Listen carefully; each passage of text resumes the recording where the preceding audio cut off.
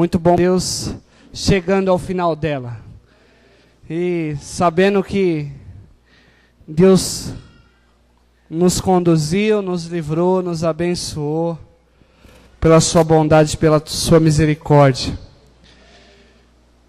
Eu quero convidar você a abrir a sua Bíblia em 2 Coríntios capítulo 10. Hoje nós vamos falar um pouquinho sobre as dificuldades no servir ao Senhor.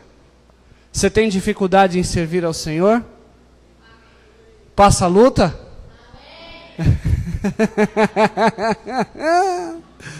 Bem-vindo ao time.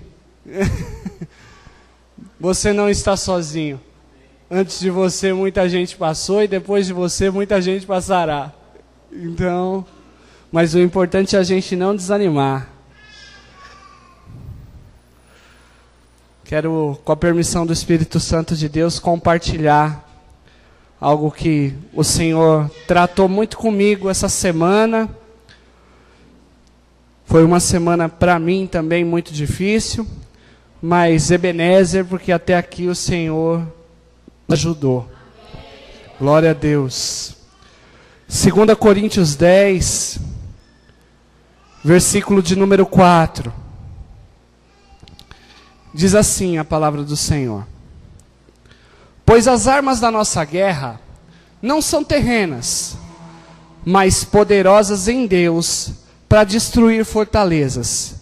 Destruímos vãs filosofias e arrogâncias que tentam levar as pessoas para longe do conhecimento de Deus. E dominamos todo pensamento carnal para torná-los obedientes a Cristo. Estaremos preparados para repreender qualquer atitude rebelde, assim que alcançardes a perfeita obediência. Amém? Vamos orar. Amado Deus, nós estamos aqui nessa noite para render a Ti graças, para render a Ti louvor. E viemos aqui, Senhor Deus, tão somente prestar a Ti o culto que a Ti é devido. Nós Te agradecemos, Senhor Deus, porque até aqui o Senhor nos ajudou, até aqui o Senhor nos sustentou, e todas as obras que temos feito provêm de Ti. Como diz o apóstolo Paulo, em Ti nós nos movemos, em Ti nós existimos, Senhor Deus. E pedimos, Senhor Deus, que a Tua bênção, a bênção do Teu Espírito Santo, Senhor Deus, possa vir ser derramada sobre as nossas vidas. Que o Senhor possa falar profundamente ao meu coração, ao coração do meu irmão, e que nós possamos saber que a leve e momentânea tribulação que passamos nesses momentos de aflições que a vida nos traz, não são para ser comparada com a glória que há de ser revelada em nós, por Teu Filho Jesus Cristo. E é isso, Senhor Deus, que eu Te peço, Senhor Deus, que a Tua bênção, Senhor Deus, a bênção do Senhor que enriquece e não acrescenta dores, Senhor Deus, que vem, Senhor Deus, trazer o refrigério para a nossa alma, como Jesus disse lá em Mateus 11, 28, vinde a mim todos vós que estáis cansados e sobrecarregados, e eu vos aliviarei. Tomai sobre vós o meu fardo que é leve e o meu jugo que é suave, e aprendei de mim, e vós encontrareis descanso para as vossas almas.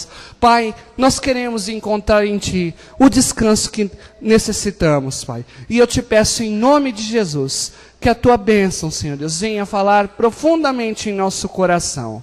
Em nome de Jesus. Amém e amém. Podemos assentar. Muitas das vezes, meus irmãos, nós queremos tratar as lutas que nos cercam com a força do nosso braço. É verdade ou não é? É verdade. Você e eu. Eu não sou um super cristão, você também não é. Nós somos feitos de carne e osso, temos sentimentos, passamos por lutas, por aflições, tudo isso nos acomete. Mas o apóstolo Paulo, aqui em 2 Coríntios 10, ele já diz como que nós vamos vencer as nossas lutas. Pois as armas da nossa guerra, as armas das nossas milícias, talvez a sua Bíblia está com essa referência, as armas das nossas milícias não são carnais, mas são poderosas em Deus para destruir os sofismas, para destruir as fortalezas, para destruir as obras dos inimigos, porque você tem inimigo. Talvez o inimigo seja físico, talvez você olhe para uma pessoa e fala, poxa, essa pessoa não gosta de mim, ela arma laços para mim. Mas meu irmão, entenda, não é ela. Não é ela. Não é ela. Porque a sua luta, a minha luta, não é contra a carne nem contra o sangue, mas é contra os principados e as potestades que habitam nas regiões celestiais. É como Daniel, quando foi orar, e o anjo vem e fala, Daniel, você é muito amado por Deus. Desde o primeiro dia que você intentou entrar em oração, Deus ouviu. Mas o principado da Pérsia impediu que eu viesse. Então Deus mandou Miguel. E agora eu estou aqui para entregar a resposta da tua oração. Quando você começa a orar, meu irmão, existe um abalo no reino espiritual. E a Bíblia fala que nós somos rodeados de uma nuvem de testemunhas. E você é rodeado de uma nuvem de testemunha. Lá no seu serviço, você está rodeado de uma nuvem de testemunhas. As pessoas que te cercam lá, esperam ver o bom testemunho do cristão que você é. Eles esperam esse testemunho. No reino dos céus, existe uma nuvem de testemunha. Lembra de Jó? Os anjos chegavam diante de Deus, o diabo também chegou diante de Deus, e o que Deus falava? Observaste o meu servo Jó? Não há ninguém na terra como ele. Ele é um homem íntegro, reto, ele é temente ao meu nome, ele se dizia do mal. Ele estava rodeado de uma nuvem de testemunha. E Satanás também testemunhava aquilo. A sua vida também é assim, meu irmão. Você é conhecido. Na terra, as pessoas te conhecem. No céu, os anjos te conhecem. Porque a Bíblia fala que Deus dará ordem aos seus anjos a teu respeito também. É isso que a Bíblia fala. Hebreus capítulo 1. Que Deus dá ordem aos seus anjos ao nosso respeito. Também. Faz dos seus ministros como fogo, e aos seus anjos como ventos. Estou puxando de memória aqui. E nós precisamos entender que nós vivemos em um campo, embora estejamos nessa terra, nós vivemos em um campo de batalha. E que esse campo de batalha, ele é um campo minado. Você anda num campo minado, eu ando num campo minado, onde mesmo com a guarda alta, o inimigo sempre vai tentar te aniquilar. A Bíblia fala que Jesus entrou em um processo de jejum por 40 dias. Depois de Jesus jejuar por 40 dias, foi que Satanás chegou. Não foi antes, não foi durante, foi depois. Jesus já estava a ponto de bala, meu irmão. Estava orando, estava jejuando, estava consagrando, estava pronto. E Satanás chega.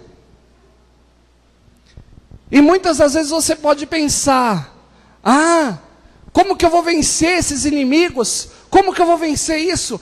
Eu não vou deixar essa pessoa fazer o mal para mim. Não, a tua luta não é contra a carne nem contra o sangue.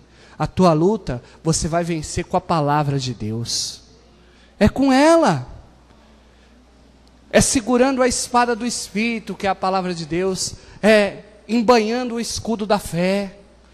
É calçando os seus pés na preparação do Evangelho da paz. É colocando na tua cabeça o capacete da salvação. Para que você proteja a tua mente dos dardos inflamados do maligno. Porque Satanás, ele não vai deixar de tentar aqueles que são de Deus. E viver o cristianismo não é e nunca será uma tarefa fácil. Para você servir a Deus é fácil? É fácil ou não é, irmão? Para mim também não é. A Bíblia fala que por amor a Deus nós somos como ovelhas indo a um matadouro.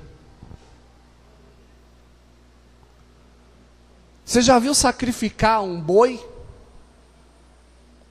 Vou dar outro exemplo, né? Porque boi eu já vi sacrificar. Coloca ele num curralzinho e ele vai indo. Ele vai indo, ele não tem como voltar para trás. Ele vai indo, ele tem que ir. A mesma coisa é a gente. Viver o cristianismo nunca foi e nunca será uma tarefa fácil. Jesus falou que por amor a Ele nós iríamos sofrer. Aí a gente fala, mas eu não quero sofrer. Mas aonde está o seu Senhor, aí vai estar também o seu servo. Sabemos que em Cristo nós já somos mais do que vencedores. Então, meu irmão, a leve e momentânea tribulação que você atravessa hoje não é para te desmotivar, mas é para te estimular a avançar na tua comunhão com Deus. Se estimule por isso. Ah, pastor, mas está tão difícil. Está difícil. Para Jesus também não foi fácil. Para Ele não foi fácil. Viver o cristianismo não é fácil e nunca será. Mas em Cristo nós já somos mais que vencedores. Romanos 8, 28. Estamos certos de que Deus age em todas as coisas como que para beneficiar todos os que o amam. Dos que foram chamados conforme o seu plano. Porquanto aqueles que antecipadamente conheceu, também os predestinou para serem semelhantes à imagem do seu Filho, a fim de que ele seja o primogênito entre muitos os irmãos. Aos que predestinou, estes também chamou. Aos que chamou, esses também igualmente justificou. E aos que justificou, esses também glorificou. E é isso que Deus tem feito por você e por mim. Ele tem te conduzido, meu irmão. Ele tem te conduzido. Coloque um hino de louvor nos teus lábios, independente da circunstância. Independente da circunstância. Deus é por nós. Ele é por você. Ele é por mim. E o apóstolo Paulo, ele continua aqui em Romanos 8:31. A que conclusão, pois, chegamos diante desses fatos? Se Deus é por nós, quem será contra nós? E olha o que ele fala. Olha o que ele fala para a tua luta e para a minha luta. Ele está falando para a tua luta e para a minha luta. Aquele que não poupou o seu próprio filho, mas o entregou por todos nós, como não nos concederá juntamente com ele, gratuitamente, todas as demais coisas? Deus pegou o que ele tinha de mais precioso. O sangue vertido no madeiro era o sangue do primogênito, do que não tinha pecado, para que você vencesse o pecado. Você entendeu? Quer que eu repito? O que não tinha pecado, pagou para que você vencesse o pecado, meu irmão. Para que você vencesse as fraquezas, para que você vencesse as lutas, para que você vencesse as tribulações. E as leves e momentâneas tribulações não são para ser comparada com a glória que há de ser revelada. Como o próprio apóstolo Paulo fala, aquilo que o olho não viu, aquilo que o ouvido não ouviu, o que jamais subiu ao teu coração, ao meu coração, é o que Deus preparou para aqueles que o amam. E Deus tem preparado para a minha vida e para a tua coisa grande. É por isso que a gente passa pela prova. É por isso. Vai moer mesmo, vai moer igual carne moída. Vai moer. Todos aqueles que querem servir ao Senhor vão ter tribulações.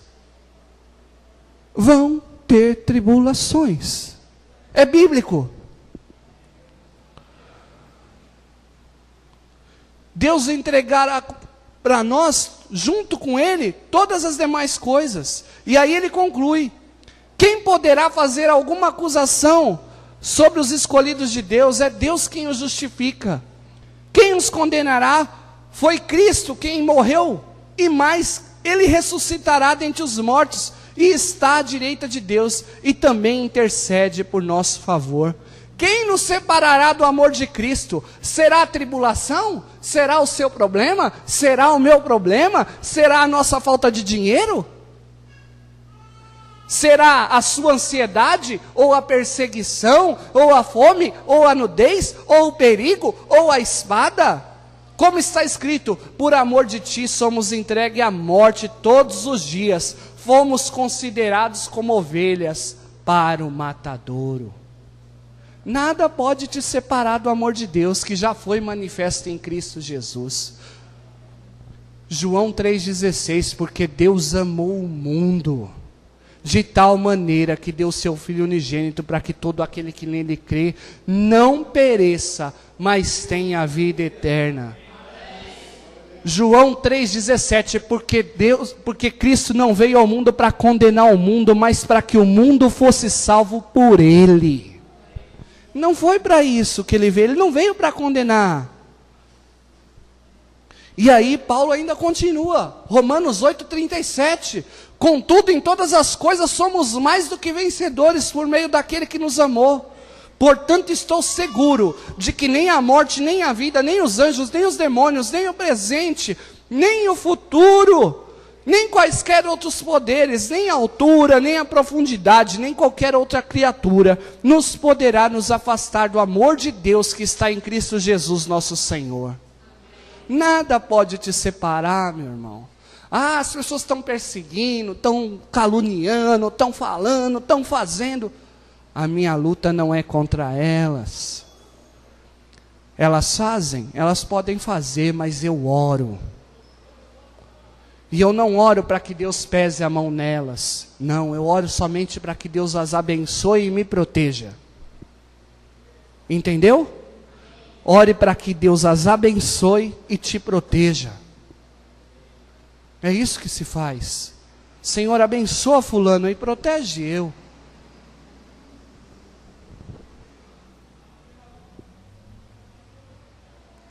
Entenda, viver o cristianismo não é uma tarefa fácil, nunca será. Se alegrar nas muitas tribulações, ter esperança em meio aos flagelos da vida, é fácil? Não, não é, não é. Nem Jesus, nem para ele foi fácil. Quando ele estava próximo de ir para o madeiro, ele assume todo o lado humano dele. Porque enquanto ele estava aqui, ele era 100% Deus e 100% homem. E no momento próximo da consumação de sua obra vicária, ele exclama: a minha alma está angustiada até a morte. Você sabe o que é isso, meu irmão? A sede do sentimento de Jesus estava agonizando. Ele estava apavorado. Ele sabia o que vinha. Quando ele vai orar no Getsêmani, a última oração, ele soa sangue. Sabe o que é? Agonia, desespero, saber o que vinha. Vou passar pela maior luta que eu já passei. Jesus foi carpinteiro. Você acha que ele nunca deu uma martelada no dedo? Nunca entrou um fiapo de madeira na mão dele? Nunca caiu? Nunca se machucou? Passou pelas mesmas aflições que você e eu, meu irmão. Passou por tudo. Experimentou. A Bíblia fala que ele era homem de dores. Sabe o que é isso? Acostumado com sofrimento. A Bíblia fala isso. Jesus acostumado com sofrimento.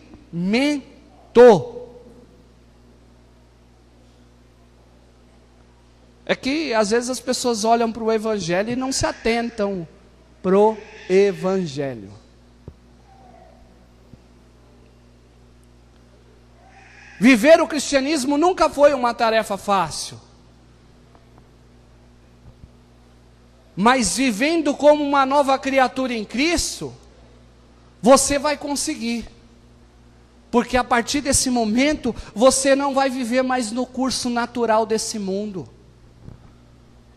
Porque aí você se apega mais à oração, você se apega mais à busca por Ele, a sua alegria não está mais nas coisas dessa terra, você vai se encher mais das coisas do céu, o Espírito Santo vai ser a sua prioridade. Vai vir o dia mal? Vai vir o dia mal, mas a Bíblia fala que a casa edificada sobre a rocha, ela aguenta o tranco, ela aguenta o tranco, ela está firmada na rocha. Pastor, mas é difícil. É difícil. É difícil para você, é difícil para mim, é difícil para todos os cristãos ao redor do mundo. Imagina nos países que a perseguição é ferrenha e os cristãos pagam com a vida. Como lá é mais difícil que aqui. Que você sabe que se você for encontrado com uma Bíblia, você morre. Lá é muito mais difícil que aqui. Aqui a gente está no paraíso. Olha aqui, ó, ventilador, porta aberta. Você pode pegar sua Bíblia, cadeira para sentar. Irmão, tem gente que se batiza no meio da lama. Se batiza de noite, entra num carro e foge, não pode nem voltar para casa, que se voltar morre, a própria família mata.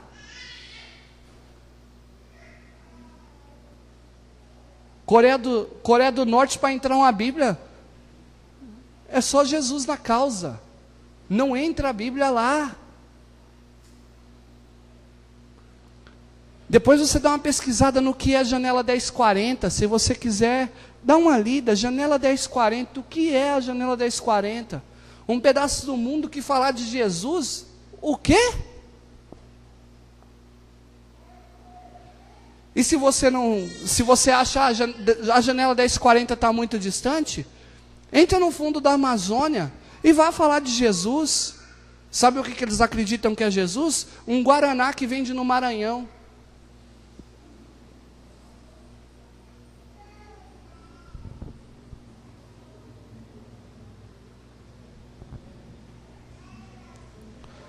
Mas você vivendo como uma nova criatura, você vence esse mundo. Porque a vitória que vence o mundo é a nossa fé. É a nossa fé. O apóstolo Paulo sabia exatamente. Por que eu peguei o apóstolo Paulo, meu irmão? E honestamente falando, eu passei uma semana que foi broca. Ô semana difícil. Eu passei essa semana aqui que foi uma guerra. Levante de tudo quanto é lado. De tudo quanto é lado. Eu tive que voar para a minha empresa na quarta-feira. Passei muitas dificuldades. Muitas dificuldades.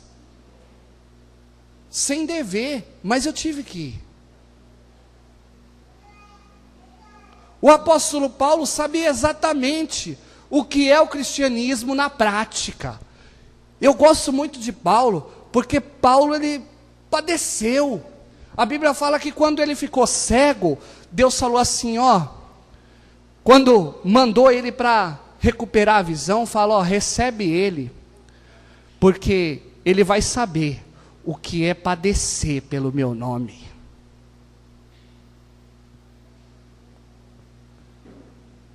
E a Bíblia, o apóstolo Paulo, ele sabia exatamente o que é o cristianismo na prática. O que é abrir mão da própria vida por causa do Evangelho. O que é passar por muitas lutas para trazer em si mesmo o que é Cristo. Filipenses 4:10. Alegro-me grandemente no Senhor, por ter finalmente renovado o vosso cuidado para comigo. Sobre o modo, na verdade, estáveis atentos, mas vos faltava ocasião apropriada.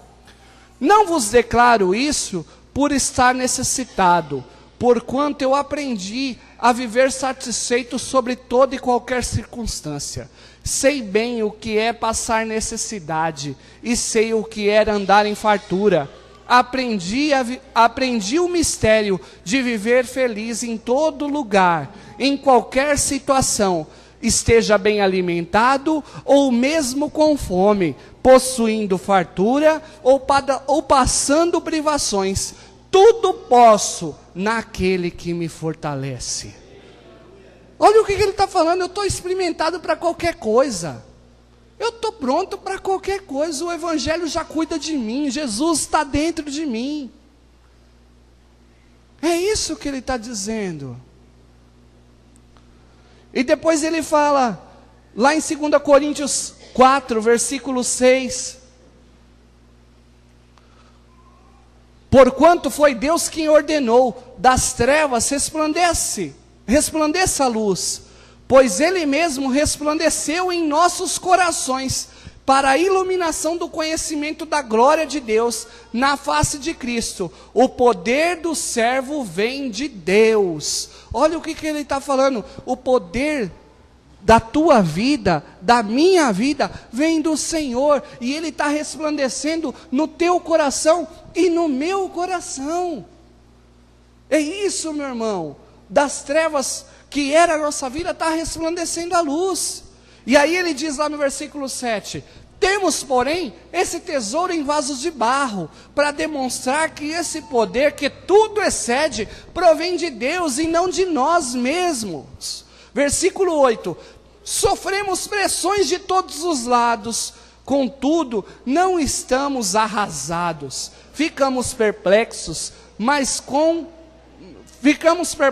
com os acontecimentos, mas não perdemos a esperança. Somos perseguidos, mas jamais desamparados, abatidos, mas não destruídos, trazendo sempre no nosso corpo o morrer de Jesus, para que a vida de Jesus na mesma forma seja revelada em nosso corpo. Pois nós que estamos vivos, somos cotidianamente entregues à morte por amor a Jesus, para que a sua vida também se manifeste no nosso corpo mortal, de maneira que em nós opera a morte, entretanto em vós a vida.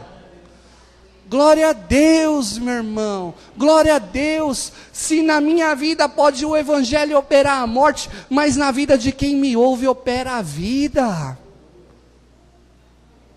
Opera a vida. As tribulações que você passa, que eu passo, que nós passamos para que se manifeste a glória de Deus, e para que as nuvens de testemunhas que nos cercam, vejam que Deus é bom. É isso. É isso, você está passando por tribulação, você está passando por perplexidade, você está passando por perseguições, mas você não está sozinho, o Emanuel está convosco, todo dia, até a consumação dos séculos, todo dia.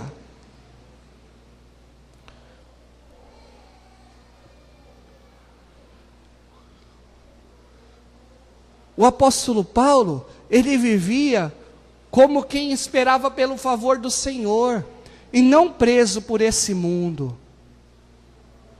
E nós devemos viver da mesma forma. Espere pelo Senhor. Salmo 118, 8. Melhor é confiar no Senhor do que confiar nos homens. Melhor é pôr a confiança no Senhor do que confiar nos príncipes. É o meio da Bíblia. O versículo do centro da Bíblia é esse. Salmo 118, 8. Gálatas 6,17. Quanto ao restante, ninguém tem autoridade para questionar-me, pois eu trago no meu corpo as marcas de que pertenço a Jesus. Sabe o que eu penso disso quando ele fala isso? Ninguém pode me questionar, porque eu fui preso, eu fui espancado, eu sofri, eu padeci, eu sofri tudo. Eu anunciei o Evangelho onde ninguém anunciou. Eu imagino isso, é isso que Paulo, na minha concepção, é isso que Paulo está falando. Eu trago no meu corpo todas as marcas do Evangelho de Cristo. Eu tinha que ser preso? Eu fui. Eu tinha que ser espancado? Eu fui. Eu tinha que ser expulso da cidade? Eu fui. Eu tinha que ser martirizado? Eu fui. O que mais que eu tinha que ser feito? O que mais que tinha que ser feito comigo? Eu tinha que sofrer naufrágio? Foi 3 vezes. O que mais que faltava? Tem mais alguma coisa? Eu estou trazendo no meu corpo todas as marcas que eu tinha que passar, eu passei.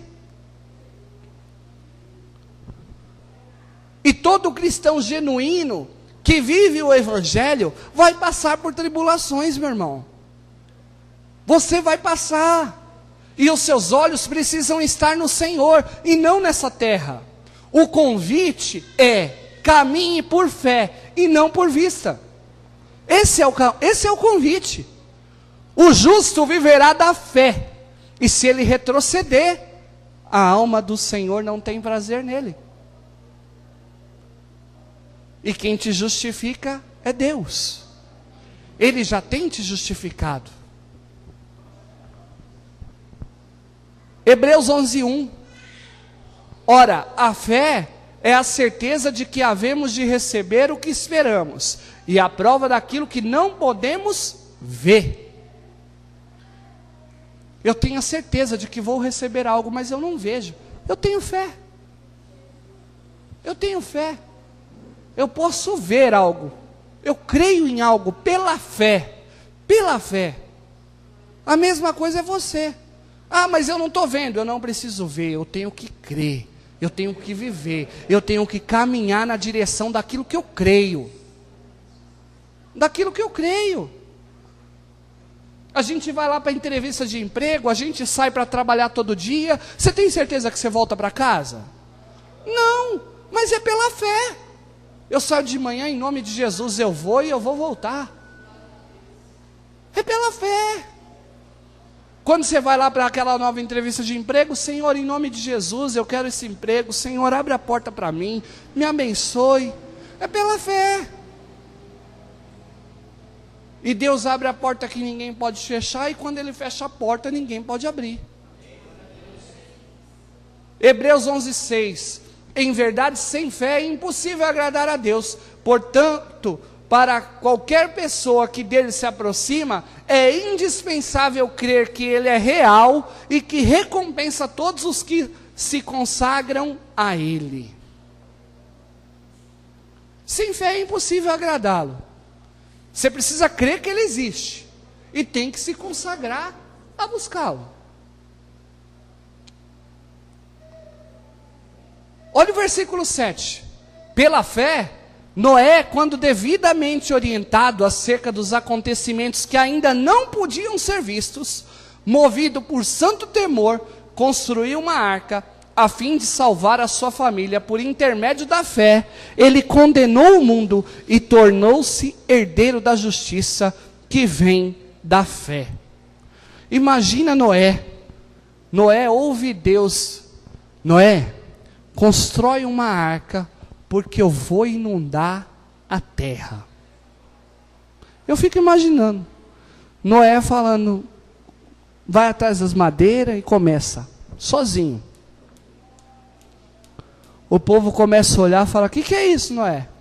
Deus falou que vai mandar chuva. E o povo em volta, todo mundo falando, Noé, nunca caiu uma gota do céu, Noé. Você é louco? Porque antes daquele dia, subia um orvalho do solo e molhava a terra. Era só um orvalhinho do solo que molhava as plantações. Nunca tinha chovido. E Noé constrói a arca. Noé pregou por 120 anos. Vem um dilúvio, vem um dilúvio, vem um dilúvio, vem um dilúvio, vem um dilúvio, vem um dilúvio. Ninguém ouviu. O que aconteceu depois? Dilúvio. Água. E pela fé dele, ele condenou o mundo inteiro. Hebreus 8. Pela fé, Abraão, quando convocado, obedeceu e dirigiu-se a um lugar que no futuro receberia como herança, embora não soubesse para onde estava sendo dirigido. Mediante a fé, peregrinou na terra prometida, como se fosse terra estrangeira, habitando em tendas, assim como Isaque e Jacó, herdeiros com ele da mesma promessa, porquanto aguardava alcançar a cidade que tem alicerces magníficos, da qual Deus é o arquiteto e edificador. Por meio da fé, da mesma forma, a própria Sara recebeu o poder de gerar filhos, ainda que estéril e avançada em idade, porque considerou fidedigno aquele que havia feito a promessa. Sendo assim, daquele homem, já sem virilidade, nasceu uma descendência tão numerosa como as estrelas do céu, e incontável como os grãos de areia à beira do mar. Hebreus 11, versículo 8 ao 12. A mesma coisa foi com Abraão. Abraão, sai da tua terra, do meio da tua parentela, e vai para o lugar que eu vou te mostrar. Aonde, Senhor? Sai, Abraão, eu só te mandei sair. Mas, Senhor, eu vou para onde? Não, Abraão, é só para sair. Não, mas Senhor, Abraão, sai. Senhor, eu vou sair. E se você for lá em Gênesis, você vai descobrir que o pai de Abraão já estava indo para Canaã. Tera já estava indo. Tera já tinha começado aí.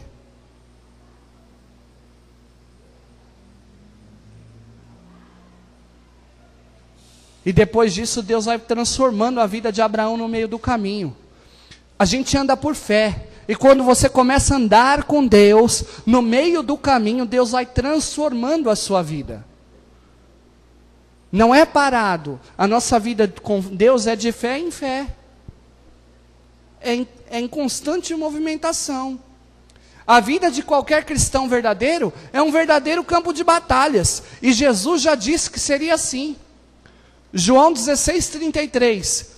Eu vos preveni sobre esses acontecimentos, para que em mim tenhais paz. Nesse mundo sofrereis tribulações, mas tendes fé e coragem. Eu venci o mundo. E o que você tem que ter? Jesus dentro de você, para você vencer também. Deus nos deu seu Filho amado, Jesus, o Emanuel, o Deus conosco. Ele já está aí, meu irmão. Não precisa temer, não precisa se martirizar, não. É caminhar, é orar, é consagrar, é buscar, é bater e abrir-se-vos-á. É estar no altar. É estar no altar. Não somente para receber uma bênção, mas para ser uma bênção. O versículo de Gênesis é: se tu uma bênção. Seja eu uma bênção, sejamos nós uma bênção. Sabendo que se vivermos a nossa fé com alegria, as lutas virão, mas teremos vitória no Senhor, de forma triunfante, porque Jesus já triunfou sobre tudo, e sabemos que Jesus já venceu por nós. Ele já nos abençoou com todas as bênçãos nas regiões celestiais. E é isso que nós temos que fazer. Pense o seguinte: você está procurando viver uma vida santa? Eu estou. Eu sei que você também está, na medida do que você consegue. Cada um na sua proporção. Cada um na sua proporção. E conforme Deus vai crescendo, conforme Deus vai crescendo na sua vida, a sua santificação também vai aumentando. É automático, irmão. Deus vai ganhando espaço, a santificação vai aumentando. Quanto mais ele ganhar espaço, mais você se santifica. Mas pense o seguinte: a vida mais santa que pisou nessa terra chama-se Jesus Cristo. Ninguém foi mais santo que ele. Essa terra não presenciou ninguém mais santo que ele. A vida do nosso Senhor não foi moleza. Não foi. Olha o que ele fala em Mateus 8,19. Vem um escriba era um cara que sabia escrever, um cara letrado, um cara que tinha domínio de escrita e de leitura. E muito provavelmente esse escriba conhecia das escrituras. Ele conhecia das escrituras, muito provavelmente. E aproximando-se dele, eu posso até dizer que esse escriba com certeza deveria ser um fariseu, alguém que conhecia da lei, dos ensinos. Então, aproximando-se dele um escriba, disse-lhe: mestre, seguir-te-ei para onde tu fores. Olha o que Jesus diz. Jesus lhe respondeu, Mateus 8, 19 e 20. As raposas têm suas tocas, as aves dos céus têm seus ninhos, mas o Filho do Homem não tem onde repousar a cabeça. Sabe o que Jesus estava falando? Meu amigo, você quer me seguir? Eu não tenho descanso, eu não tenho morada, eu vou peregrinar. Você está disposto a peregrinar comigo? A caminhar por essa terra? Você está disposto a ter uma vida de abnegação total? Você está disposto a ter uma vida de Foi isso que Jesus falou para ele. Você falou que você vai me seguir por onde eu for. Então tá bom. E as raposas têm seus ninhos. As aves dos céus também. As raposas têm suas tocas. As aves dos céus seus ninhos. Mas eu sou o Filho do Homem. Eu sou o Filho de Deus. Eu não tenho aonde reclinar a cabeça. E aí? Vamos lá? Tá pronto? Vamos andar? Aí Jesus apertou ele sem abraçar. Depois Jesus dá outra referência forte. E ele era santo, irmão. A vida dele não foi fácil. João 4,31.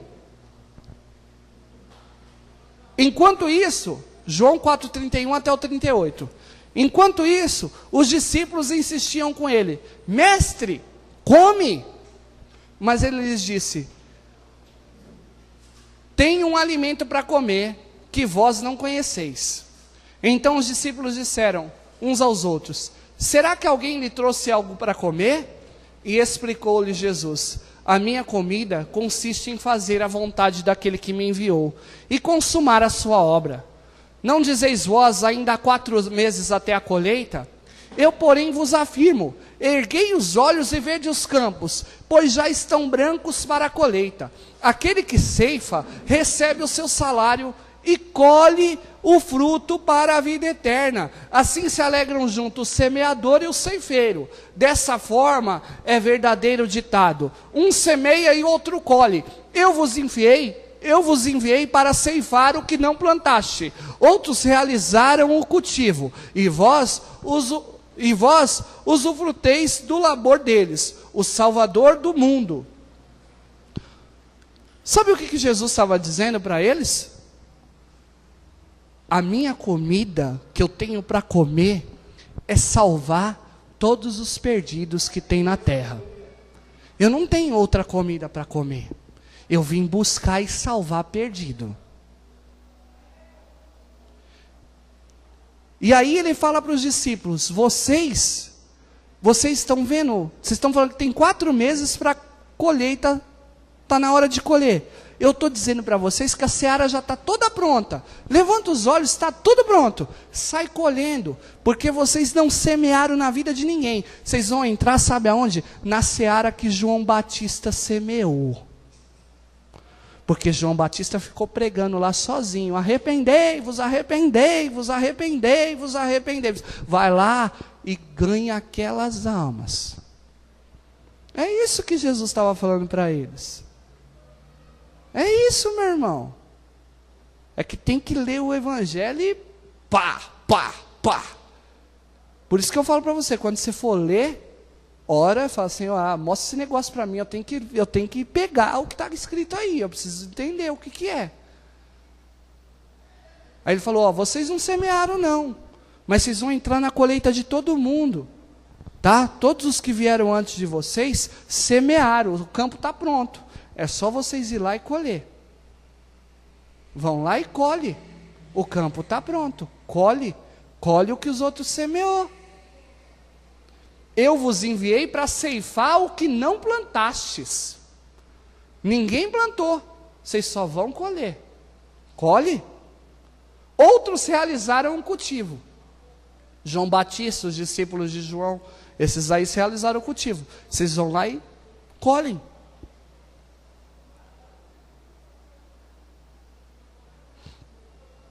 Dizer que a vida cristã é uma estrada fácil a ser seguida, cheira até como uma acomodação. Ou, desculpa o termo, mas cheira até como uma ignorância, algo desse tipo. Caminhar cristão não é fácil. Aquele que prega a filosofia da estrada fácil, ou é porque nunca conheceu a Bíblia de verdade, ou é porque quer acomodar o evangelho para aqueles que o ouvem. Tipo, eu quero facilitar o evangelho para aqueles que estão me ouvindo, fazer de uma forma que todos possam me ouvir. E esse tipo de cristão não traz grandes preocupações para o inimigo, não. Não vai trazer preocupações para Satanás de forma nenhuma. E eu já estou encerrando.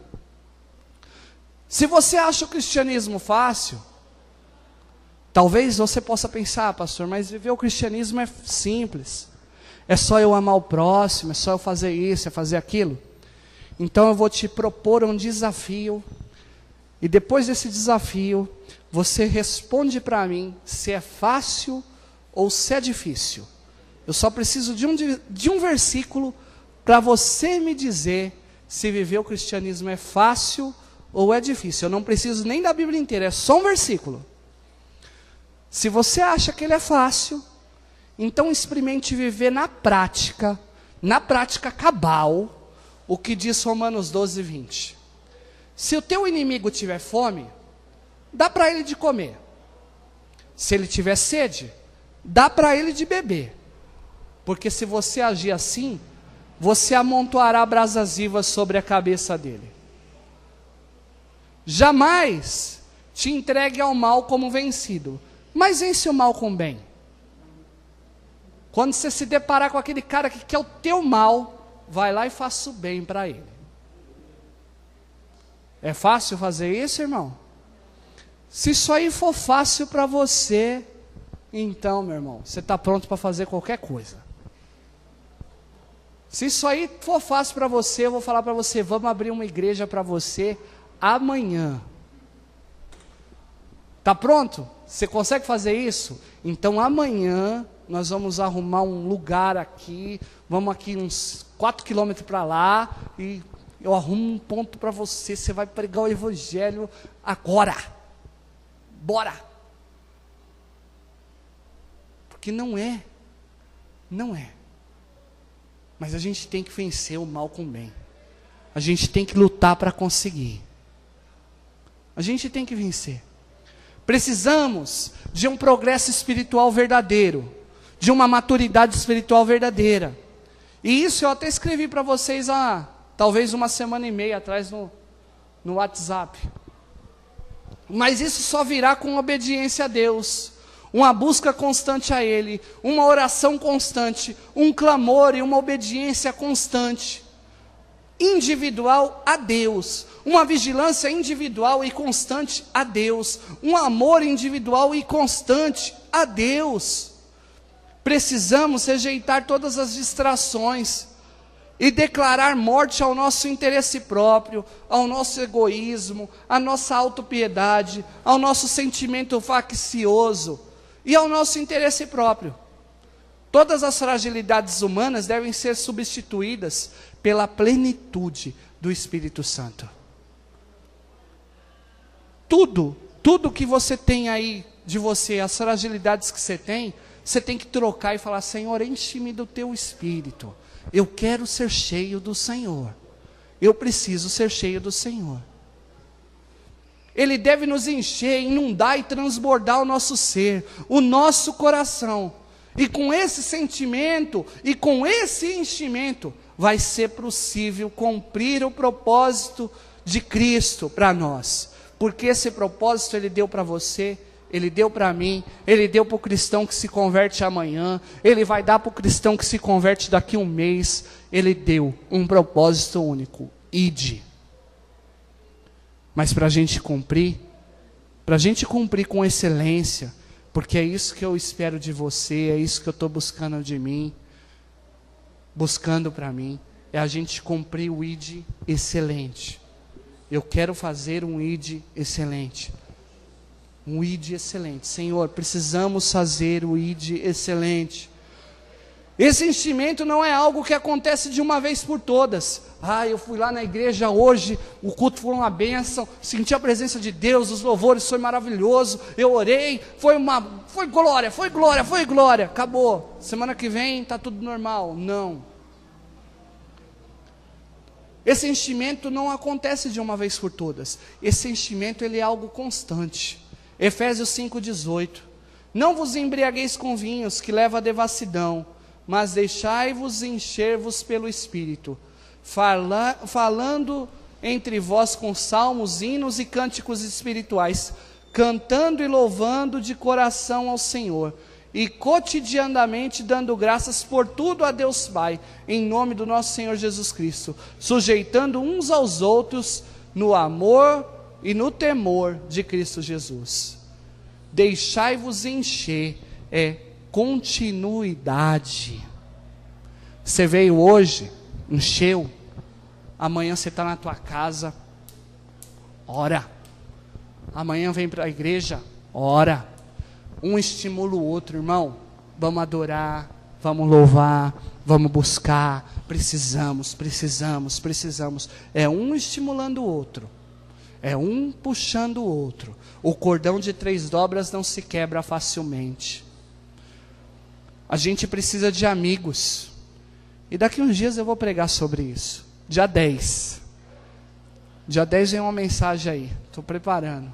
Porque Deus não tem filho pródigo. Vou contradizer um texto que está na Bíblia.